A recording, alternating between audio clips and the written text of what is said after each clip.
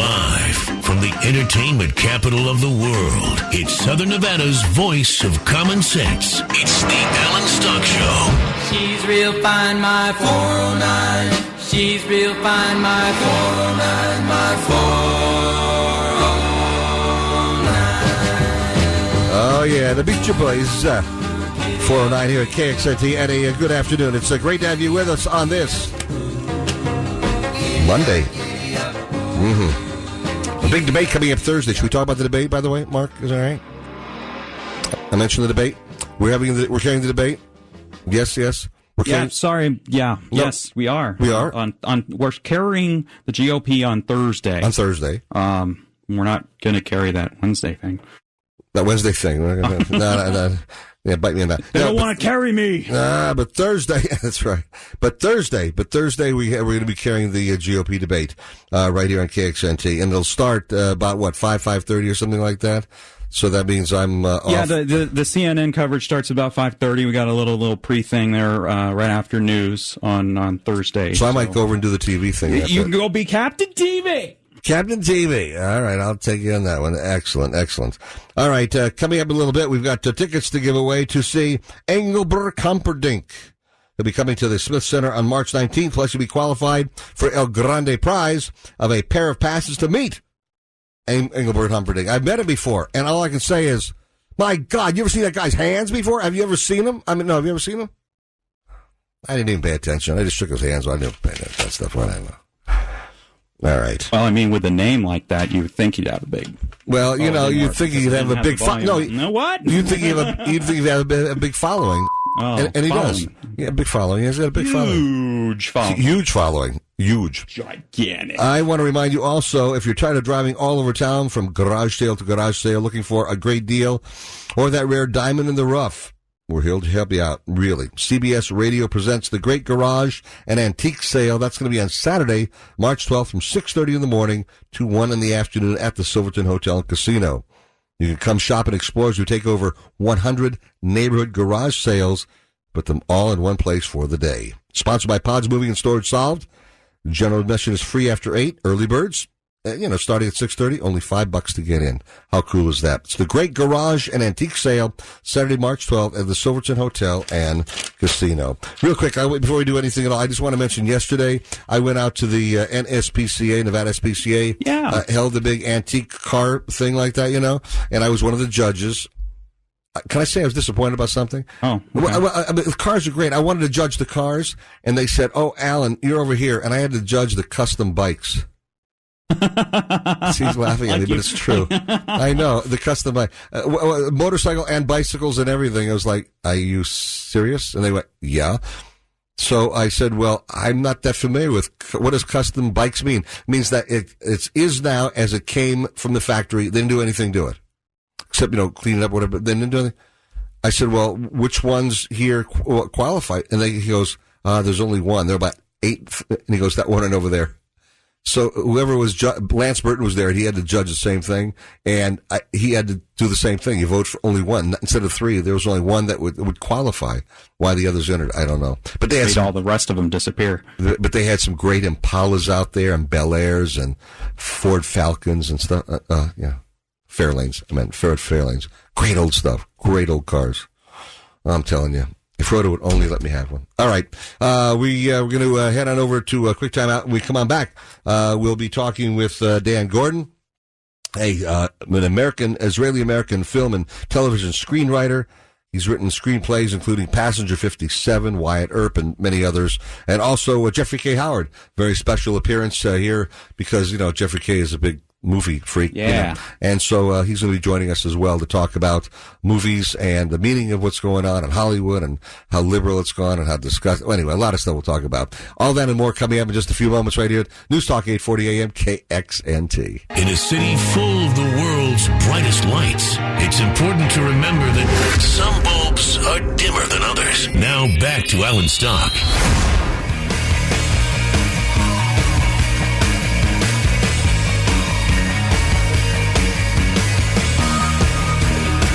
4:19 here at KXNT, and a good afternoon. Great to have you with us on this Monday. So, remember the movie Passenger 57? Remember that? I saw that. I mean, I've seen it many times. Wyatt Earp, Murder in the First, The Assignment, The Hurricane. Screenwriter on that, Dan Gordon, Israeli-American film and television screenwriter, joining us right now in the KXNT studios. Mr. Gordon, thank you for joining us. I appreciate it. My pleasure. Delighted to be here. And also joining us is Jeffrey K. Howard, VegasFilmCritic.com, making a rare midweek or first-of-the-week appearance. Hey, for Dan Gordon, I drove all the way across town to be here. Are you kidding me? Shake the hand that wrote Wyatt Earp. And Passenger 57.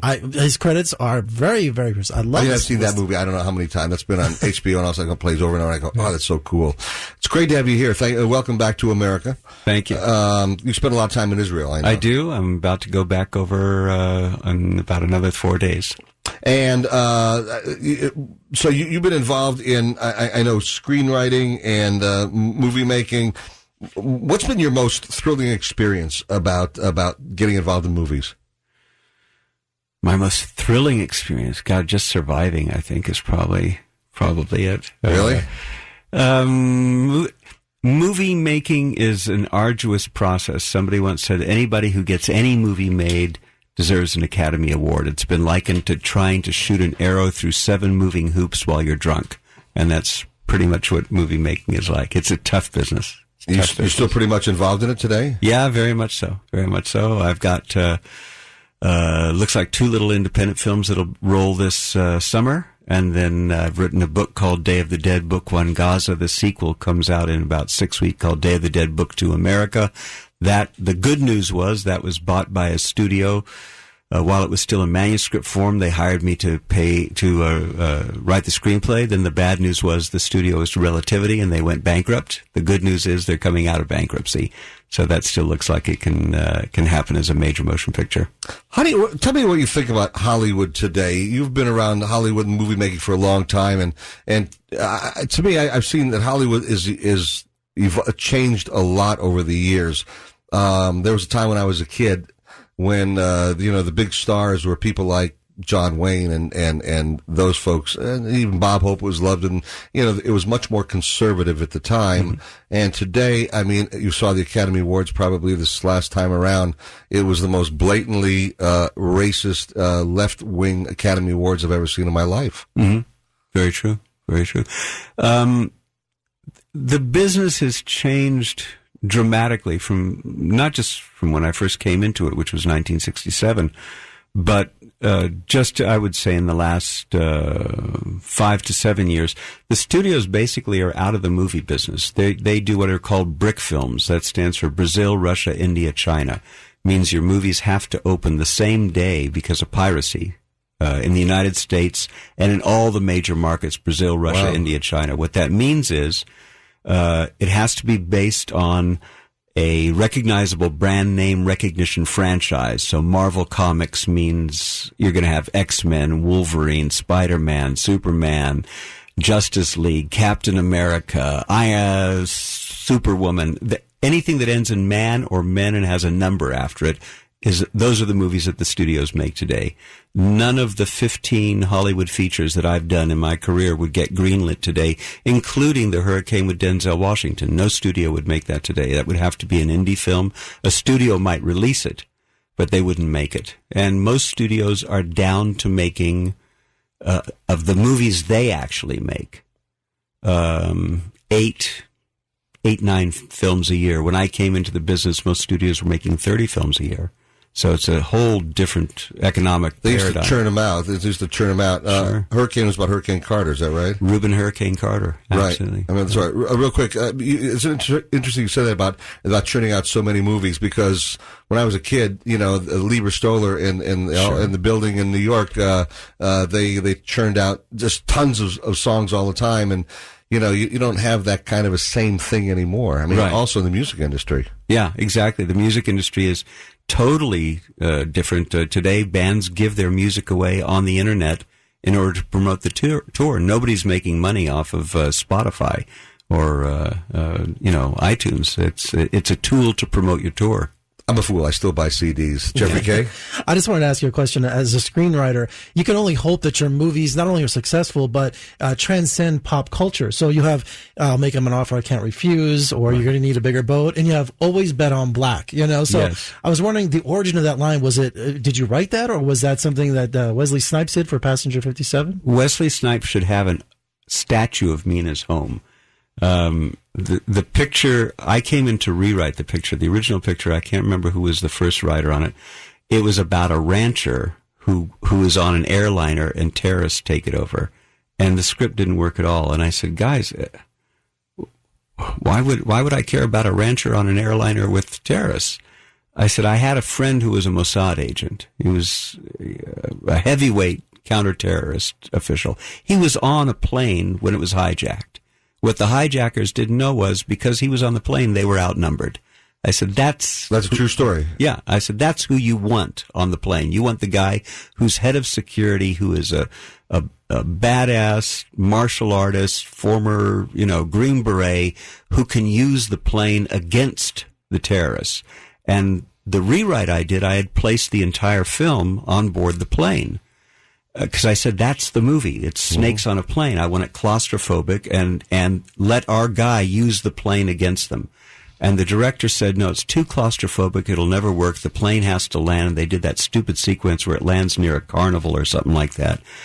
And of course, 2 years later, they did Air Force One, which was the entire movie on the plane. Right. At any rate, when you make a movie, after the screenplay is done, you begin looking for the lead actor, because it takes a movie star to get a movie to open. And we couldn't find a lead actor. And because it was written for a white guy. And New Jack City had just come out.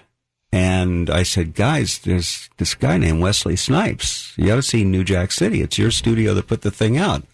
He's a major movie star. And they said, yeah, but he's black. I said, I had never noticed that. I said, it doesn't matter. There's nothing here that matters that he's black. He could be black, white, yellow. It doesn't matter. He's a great actor, and he's got a dynamic screen presence, and I understand he's a martial artist. And so they offered the part to Wesley. He took it. Kevin Hooks was the director. And I think that I always take credit for that line. But I believe it was Wesley who came up with the line, always bet on black. I wouldn't be surprised. At all. I don't think it was the director. I think it was Wesley. All right. I'm talking with Dan Gordon, an Israeli-American film and television screenwriter. His screenplays include Passenger 57. We're talking about that. Wyatt Earp, Murder in the First, The Assignment, Hurricane, and much, much more. And if you'd like to join in, 733-KXNT, 733-5968. Jeffrey K. Howard, Vegas film critic, also joining us here. We'll come on back in just a moment, continue our discussion about movies and culture, too. Exactly how Dan Gordon sees the Israeli culture and the American culture and what's going on in terms of the relationship the two countries have today. I'm Alan Stock, and this is News Talk 840 AM KXNT, streaming live at KXNT.com. News Talk 840 KXNT.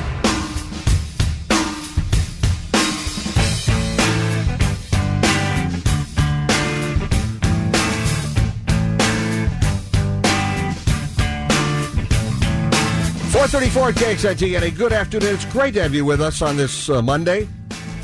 And, wow, absolutely great to have Dan Gordon, Israeli-American film and television screenwriter, in with us right now, as well as Jeffrey K. Howard from VegasFilmCritic.com. Thank you both for being here. I appreciate it. Pleasure. You're an Israeli and an American. You hold dual citizenship, yes. I gather. What do you? I've been to Israel twice in my life. I want to get your thoughts about Israeli society and American society, and so much is similar. You said you live in Tel Aviv when you're there, and Tel Aviv. You walk down the Tel Aviv, the boardwalk there. You think you're in Santa Monica. Yeah. I mean, I don't think there's just about any difference. And yet, 45 minutes away, you're 3,000 years ago. Mm-hmm. It's a whole different world out there, yeah. And there have been a lot of problems lately with the attacks of the Palestinian, Muslim, Arab fascists, the killing Jews, attacking them in shul and things like that. I want to get your thoughts on that whole thing. I mean, I have no idea what your politics are. We haven't talked. Although the fact you work with Liberty University tells me a little bit, I imagine. But, yeah. But I want your thoughts on that. Is the present government doing the right stuff? Monday morning quarterback. The present government in Israel is paralyzed, and that's the big problem. Why? Bibi has a coalition that is a one-seat majority coalition, which means any little cocker gets up and says, I quit the government, his government falls. So when you have a situation like that, the weakest member of the coalition has the most power, because the weakest little guy says, hey, you know what, I don't care if I'm not vice minister in charge of culture. I quit. The whole government falls. So that's created really a paralysis within the government, which I think is very dangerous. And I fault to a large degree what used to be the Labour Party, which is today called the Zionist Camp Party, run by a guy named Bougie Herzog. They should come in to do a broad-based national unity government, and then they could get things done. But because the opposition, like oppositions anywhere, would rather sit out and see that government fall, what you have is one of the weakest Israeli governments that I remember in my lifetime, literally a one-seat majority. So anybody can, cause the government to fall. So everything's paralyzed. And yet Netanyahu comes across as a very strong conservative type leader. He does in the United States. Yes. In Israel, he's regarded as paralyzed. Even, it doesn't matter, across the board. Whether you're on the right or the left, in Israel, everyone realizes that government is paralyzed because it's so small. I'm talking to Dan Gordon, screenwriter. I got Jeffrey K. Howard, Vegas Film Critic, with me. Real quickly, you're a screenwriter. If you were to write a screenplay that would take care of the current problem in Israel with the surrounding neighbors, I'm not talking about really Jordan and Egypt and even Syria, and I'm talking about the so-called Palestinian Arab Muslims who are living in the society, 20% of Israel. So what kind of a screenplay would you write that would resolve this kind of a problem? It would be the second coming of the Messiah. Otherwise, that would be it. There's two separate things. One is the Israeli Arabs who identify with Palestinian nationalism, who are Israeli citizens and live within Israel, and who are 20% of the population. That's a group, and that's a challenge. The other one is the West Bank, and the third is Gaza. And if by some stupid miracle God made me Prime Minister of Israel, what I would probably do would be to announce that I was de facto recognizing a Palestinian state in Gaza. And then I would say to the world, no, you've got yourself a Palestinian state. How's it look to you? You think you need another one of those? Are there rights for women there? Are there rights for gays there? Is there freedom of the press there? Or is it a failed, fascistic, Islamo-Nazi state? That's what it is. And that's Palestine. Welcome. Good. Celebrate. Raise a flag. Have passports. Does the world really need another one of those? That's the question I would ask. And I think that would go a long way to diffusing the notion of the Palestinians as eternal victims we play into their narrative. It's odd. The Palestinians are very, very good at PR. They stole the Jewish narrative with everything from the right of return, which was an Israeli narrative, to erasing any kind of Jewish connection to Israel. Arafat famously said there never was a temple on the Temple Mount. What are you talking about? There was no temple here. I mean, they literally change history. The Jews are a religion. They're not a people, and they have no right to a homeland. There never were Jews in this area. Jesus was a Palestinian. I mean, that is the narrative that they've created. And the other leg of that stool is that the Palestinians are eternal homeless victims. So I would say, okay, de facto, we recognize Gaza as a Palestinian state. Issue passports. We're also at war with Gaza by their choice, not ours. When they're ready to negotiate peace, we'll negotiate. And we even recognize what they call Area A, which is the area around Ramallah in the West Bank, as a Palestinian state.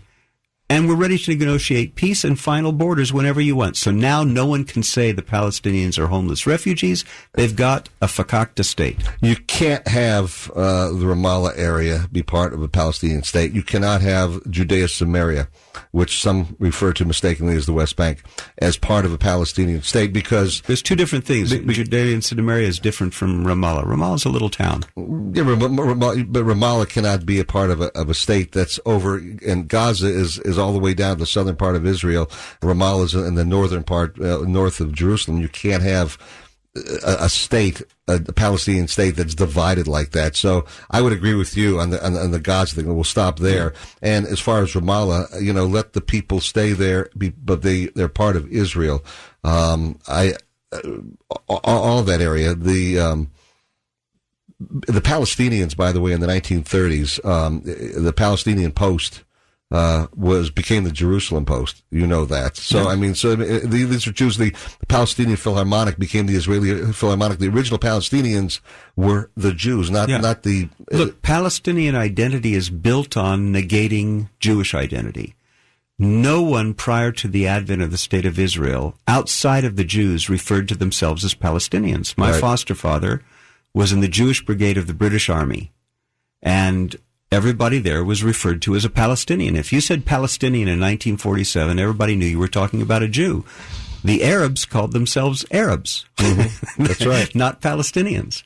That became a term of use only after the State of Israel. And I know that when I was a kid in Israel, 1963, which was the first time I was ever shot at in my life, I was 16 years old.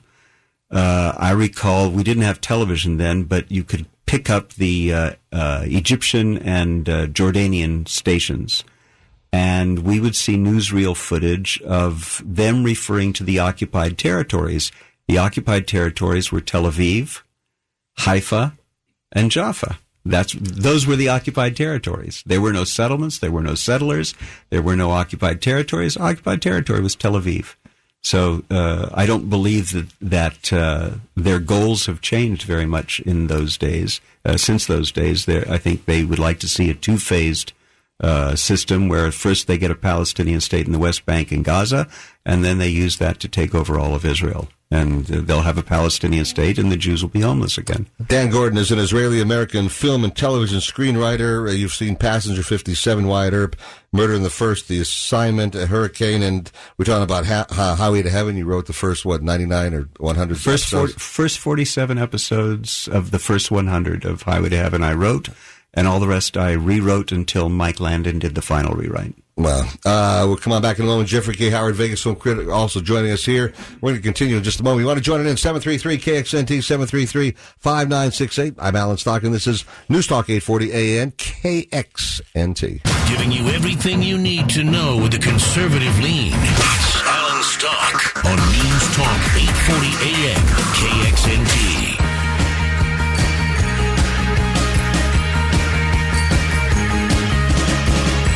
449 at KXNT, and a good afternoon. Great to have you with us. By the way, coming up, a pair of tickets to see Engelbert Humperdinck when he comes to the Smith Center on March 19th. Plus, you'll be qualified for the grand prize of a pair of passes to meet Engelbert Humperdinck himself. How cool is that? Joining me in the studio right now, Dan Gordon, Israeli-American film and television screenwriter.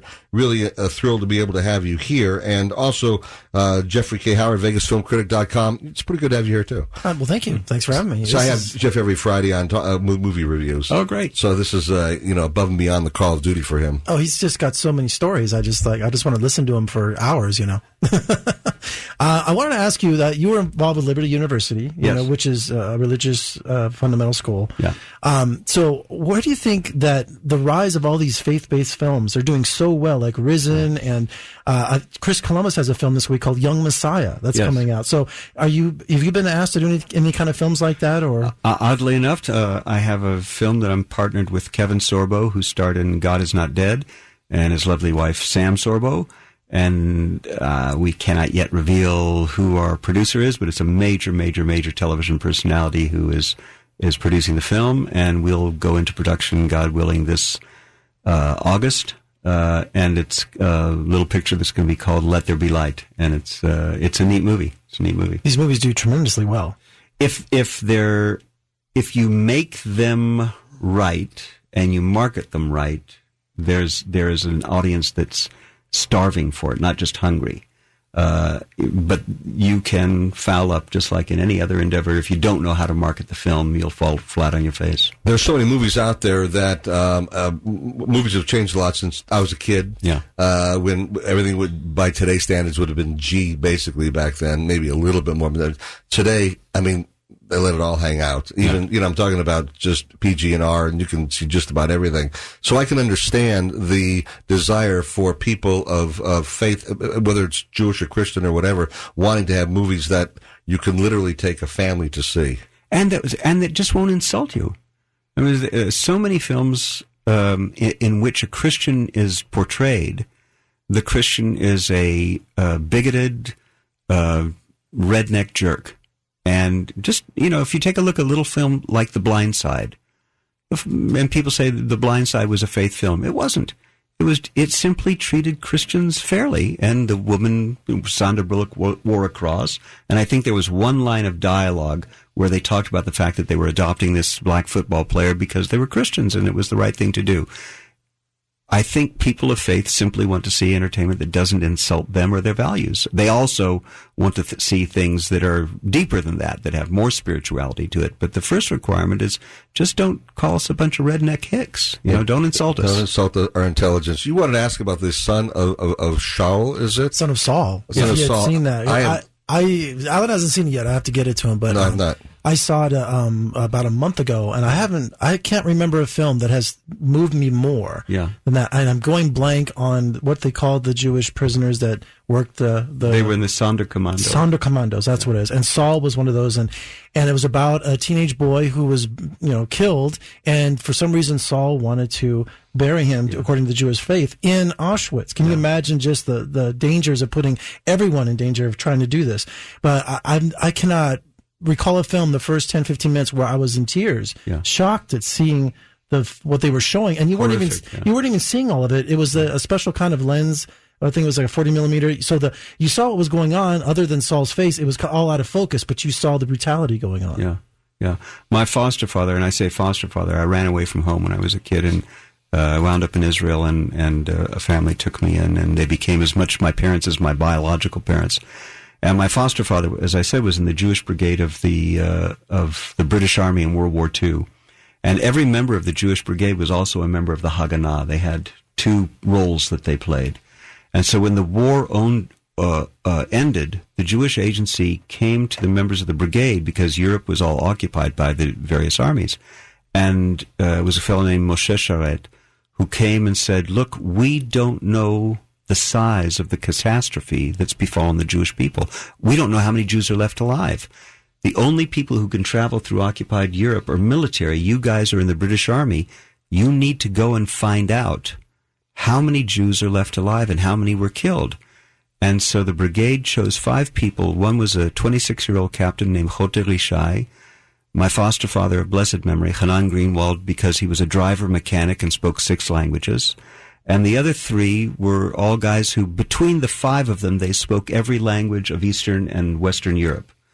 And the cover story was they were going to look for Jewish soldiers who had gone AWOL, who were looking for their families. So that way they could pass into the Russian zone, the British zone, what have you. And a story that I will never forget, they came into a displaced person camp, a DP camp, that was run by the American Army, and Choter Ishai came into the American captain, who was from Alabama, and said, Colonel, I'm Captain Ishai. I'd like to know, how many Jews do you have in your camp? It was a huge camp. And he said, well, I'll tell you the truth, son, we ain't got a single Jew in the bunch. And he said, well, I find that hard to believe. I can't imagine that would be the case. He said, well, just take a look at my board over here. I got Yugoslavs, I got Czechoslovakians, I got Russians, I got French, I got everything, but I ain't got a single Jew in the camp. And he said, well, thank you for your time. I appreciate that. Now, every soldier in the Jewish brigade, the shoulder flash was the Jewish flag with a yellow Star of David in the middle. They chose yellow to identify with the Jews of Europe. And it was painted on the fenders of their Jeeps, and it was also the shoulder flash. There were 1,000 people who had lined up to kiss the fender of the Jeep because they were all Jews. And Choter Ishai came back in, and he said, you son of a bitch, you lied to me. And the guy said, I'm going to forget that you're a captain and I'm a colonel and you just cursed me. He said, I didn't know we had a Jew in this camp. I never seen a Jew in my life. He said, I have news for you, friend. No one recognizes your people. And Choter Ishai said, Hitler recognized us. And he walked outside, and he got up on the top of the Jeep, and he said, we're going to set up tables. And he was saying this in Yiddish, so that was the language that most of them could understand. He said, we're going to set up tables. We have every language that you speak. Come up here in an orderly fashion. Tell us what village you're from, what town you're from, and tell us how many people are left alive so we know what type of aid to arrange for you, because we need to know the size of the disaster. And one guy got up very angry and he said, you're wasting your time. You're too late. Go home. I can answer your question right now. No one is left. What you see here is what's left. We have no rabbis, no teachers, no families, no brothers, no sisters, no mothers, no fathers, nothing. Go home. And Chodri Shai said, you say you have no families, no mothers, no fathers, no brothers, no sisters. We are Jewish soldiers from the land of Israel, and we've come to take you home. All right, we're going to continue in just a moment. I'm Alan Stock, and this is News Talk 840 AM KXNT. KXNT.